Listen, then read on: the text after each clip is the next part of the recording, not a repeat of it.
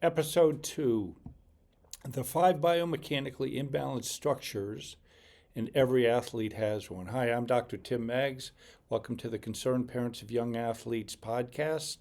And let's start with the fact that as soon as a child is born, we know their body is asymmetrical.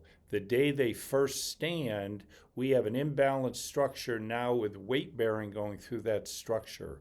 By the time they get to youth sports, there have been significant stresses going through that body, but now we're asking that body to do even more. We're going to do repetitive activity. We're going to do contact activity. We're going to do over activity.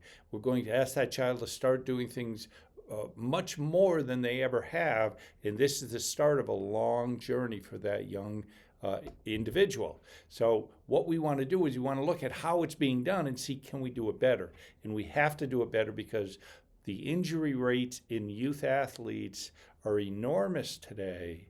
But more importantly, what are the costs going to be as they age, as they get older? And that's what we want to talk about today.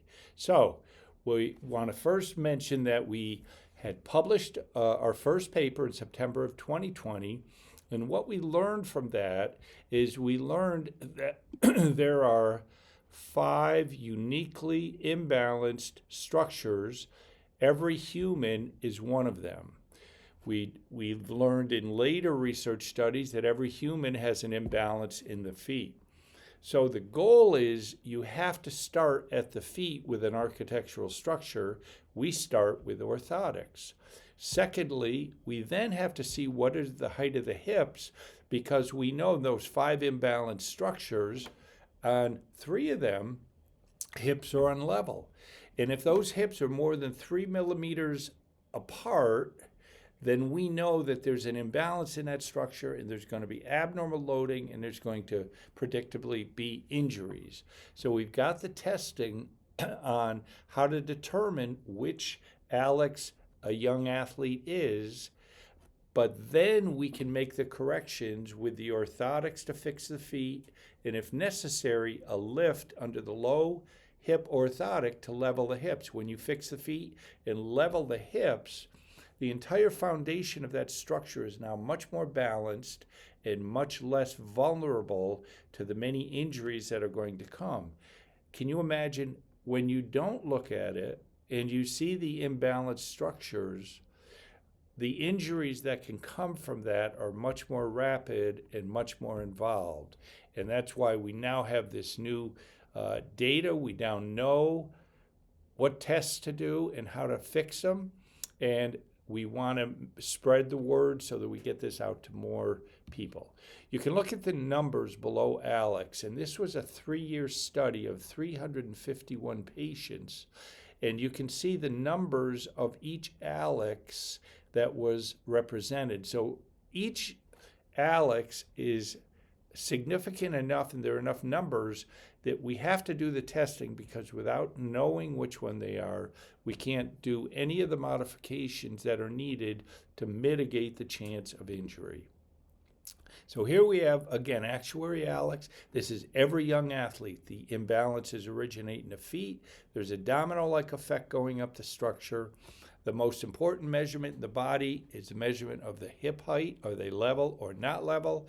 If they're not level, we need to accommodate for that, because that will change the outcome. So the 2 tests that we do, and we want everyone to get at least one of them, is the Dr. Maggs leg length test, which is a much quicker test. And again, for the masses, I'm thinking that's the test that has to be performed on the majority of them, where you get orthotics and you get the 1 x-ray. The hips are more than 3 millimeters off. We put a lift under the low hip side. The second test is the structural fingerprint exam, and that's the comprehensive test that ultimately will be the optimal test for young athletes, but it's a supply and demand issue at this point. So we want to start with the first test, at least get that done, and then if and when we can get all athletes going through a structural fingerprint exam, we'll want to do that.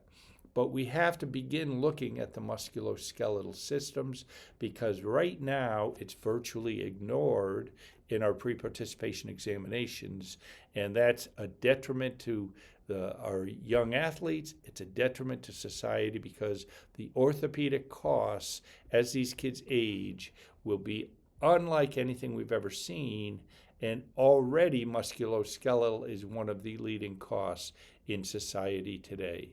So if you know a family or if you know young athletes, please provide them with this podcast, and we hope you keep your eye open because we'll be back with our next one. Thank you.